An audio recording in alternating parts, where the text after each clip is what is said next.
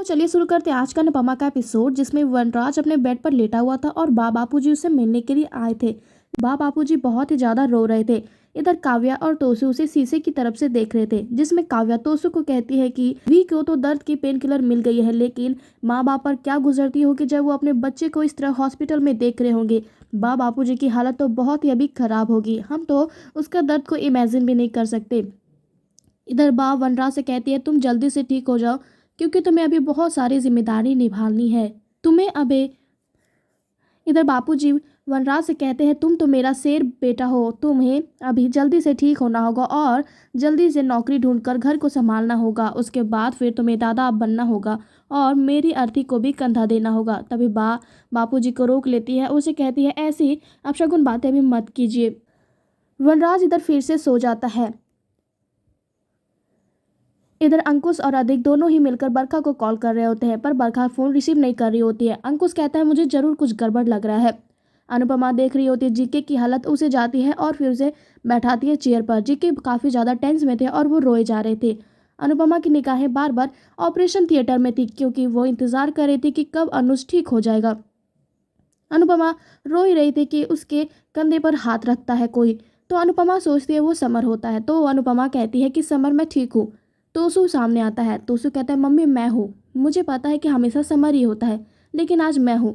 वो कहता है कि मम्मी आप जाके घर में आराम कीजिए। अनुपमा कहती है नहीं, बिल्कुल नहीं, जब तक अनुज ठीक नहीं हो जाएगा मैं यहाँ से कहीं नहीं जाऊँगी। वो कहती है कि सबके लिए खाना पानी का इंतज़ाम कर दो, क्योंकि सभी कोई बहुत ही थके हुए हैं। बापूजी के लिए दूध और दवाई जाके लेते आओ, साथ में जीके काका के लिए भी लेते आना, और मेरे लिए हो सके तो चीनी पानी लेते आना। काव्या भी काफ़ी थक चुकी है, इसीलिए उसे भी जाकर बोल दो कैंटीन में कुछ जाकर खा ले, और तुम लोग भी जाकर घर में जाकर आराम करो, अभी सब कुछ ठीक हो जाएगा।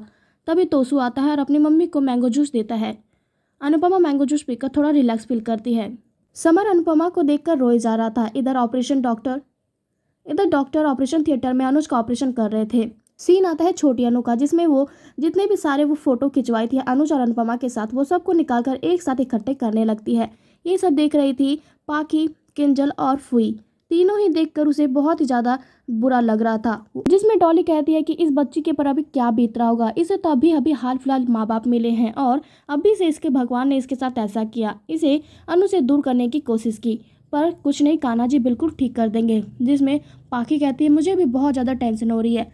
किंजल कहती है कि फुई आप दोनों को लेकर हॉस्पिटल चल जाइए, जिसमें मम्मी को थोड़ा अच्छा लगेगा और उन्हें हिम्मत भी मिलेगी। अनुपमा अनुज को याद कर रही थी, जिसमें उसे याद आता है कि अनुज ने कहा था कि मैंने तुम्हारे लिए एक वॉइस नोट छोड़ा है, तुम उसे देख लेना। अनुपमा फ़ोन निकालकर जल्दी से उसे देखने लगती है, जिसमें अनुपमा अनुज को इमेजिन करने लगती है और वो अनुज अनुपमा से शायरी में बातें करता है, जिसमें वो कहता है कि मैं खुदा से बहुत गुस्सा हूँ, क्योंकि उसने मुझे तुमसे बहुत ही बाद में मिलाया, लेकिन मैं मौत को भी चकमा देकर तुम्हारे पास आ जाऊँगा, मुझे कुछ नहीं होगा, मुझे तुमसे मौत भी अलग नहीं कर सकती। अनुपमा देखकर रोने लगती है। तभी वहाँ पे समर आ जाता है, अनुपमा को संभालने लगता है। समर अनुपमा से कहता है कि मम्मी चलिए मैं आपको कुछ दिखाना चाहता हूँ। तभी वो तीनों आ जाते हैं, जिसमें छोटी अनु, डॉली और पाखी होती है। अनुपमा तीनों को गले लगा लेती है और छोटी अनु को कहती है कि पापा बिल्कुल ठीक हो जाएंगे। पाखी काफ़ी ज़्यादा रोने लगती है और कहती है कि मैंने बड़ी को बहुत ही भला बुरा कहा, वो जैसे ही ठीक हो जाएंगे मैं उनसे माफ़ी मांग लूँगी। अनुपमा कहती है तुम्हें इस रोने के लिए भी माफ़ी मांगना पड़ेगा, इसलिए तुम चुप हो जाओ, उन्हें कुछ नहीं हुआ, वो बिल्कुल ठीक हो जाएंगे और तुम्हारे पापा भी बिल्कुल ठीक है, वो जल्दी ही घर आ जाएंगे। वो दोनों को गले लगाती है और रोने लगती है, जिसमें छोटी अनु कहती है मम्मी मैंने आपके लिए कुछ लाया है। वो सारे फोटो इकट्ठे करके अनुपमा को दे देती है। अनुपमा पुरानी तस्वीरों को देखकर रोने लगती है और काफ़ी ज़्यादा इमोशनल हो जाती है। अनुपमा कहती है पाखी से तुम्हारे पापा बिल्कुल ठीक हो जाएंगे। छोटी अनु कहती है और मेरे पापा? अनुपमा कहती है वो भी बिल्कुल ठीक हो जाएंगे, अभी वो उनका इलाज चल रहा है, वो जल्दी ही घर आ जाएंगे हमारे साथ। काव्या वनराज से मिलने आती है और कहती है कि हम लोग कितने दूर हो चुके थे वी, लेकिन तुम्हारे इस हालत में देखकर तुम्हें मुझे बहुत ही ज़्यादा बुरा लगा और मुझे पता चला कि हम लोग कितने पास हैं। वनराज काव्या को बुलाता है और कहता है कि जाकर अनुपमा को बुला कर लाओ। डॉली कहती है कि भाभी आप अपना ध्यान रखना, हम लोग जल्दी ही मिलने के लिए फिर से आएंगे। छोटी अनु कहती है पापा को ये फ़ोटो दे देना और जल्दी ही पापा को घर लेकर आ जाना। अनुपमा वनराज से मिलने के लिए आती है और कहती है काव्या ने कहा कि आप मुझसे मिलना चाहते हैं, बताइए आपको क्या बात करनी है। जिसमें पीछे से खड़े होकर सुन रहा था समर।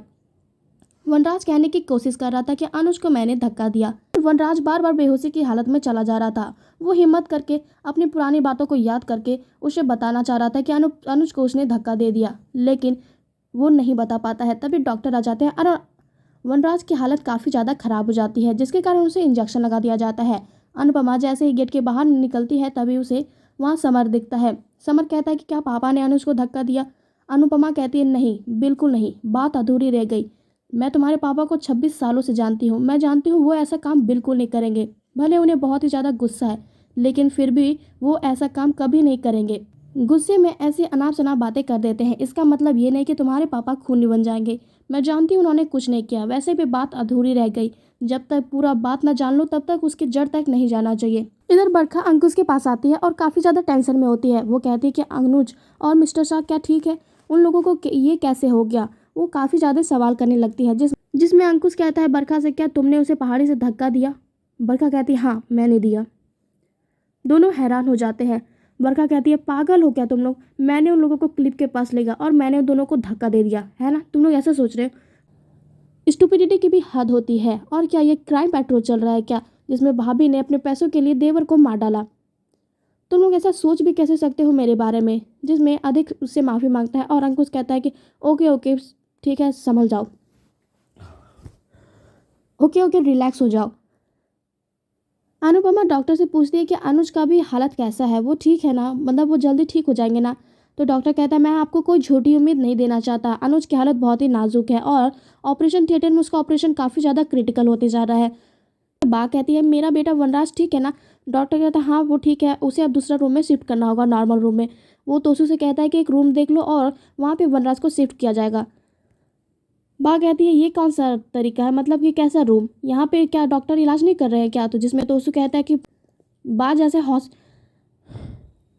बा जैसे होटल में बहुत सारे अलग अलग कमरे होते हैं, अलग अलग चार्जेस लगते हैं, वैसे ही हॉस्पिटल में भी होते हैं और रूम जैसा होता है उसका चार्ज वैसा लगता है। जिसमें अनुपमा कहती है कि तोसू अपने पापा को सबसे अच्छे कमरे में शिफ्ट करना। जिसमें बा कहती है मैं तुझे ताना नहीं दे रही हूँ, लेकिन फिर भी हमारी हैसियत कपाड़िया जैसी नहीं है, हम लोग उतना ही पैर फैलाएंगे जितनी हमारी चादर होगी। अनुपमा बापूजी से कहती है बापूजी आप जाकर आराम कर लीजिए। जिसमें बापूजी कहते हैं नहीं मैं अभी नहीं जाऊँगा। अनुपमा से जिद करती है और कहती है कल भी जागना है बापूजी, आप जाकर अभी आराम कर लीजिए। अनुपमा रोने लगती है और बापूजी वहाँ से चले जाते हैं। लास्ट के प्रोमो में दिखा जाता है कि अनुपमा ऑपरेशन थिएटर के गेट के बाहर रोई जा रही थी। जिसमें बा उसके पास आती है और कहती है कि मैंने सुना काव्या ने अब पुलिस को फ़ोन किया है, लेकिन कुछ भी हो जाए फंसेगा तो मेरा बेटा वनराज ही। मैं तुमसे हाथ जोड़कर माफ़ी मांगती हूँ और तुमसे भीख मांगती हूँ, अगर तुमने मेरे आंगन में जरा सा भी खेला है या फिर तुम्हें खुशी मिली है, तुम भगवान के लिए मेरे बेटे को जेल मत भेजना अनुपमा। वो उसके सामने गिड़गिड़ाने लगती है बा। हे दोस्तों, आज का अनुपमा का एपिसोड खत्म हुआ, तो देखते हैं अनुपमा अब क्या करेगी। क्या अपने पति के कातिल से बदला लेगी या फिर क्या वनराज ने सच में अनुज को धक्का दिया, या बात अधूरी रहने के कारण यह नहीं कहा जा सकता कि वनराज ने ही अनुज को धक्का दिया।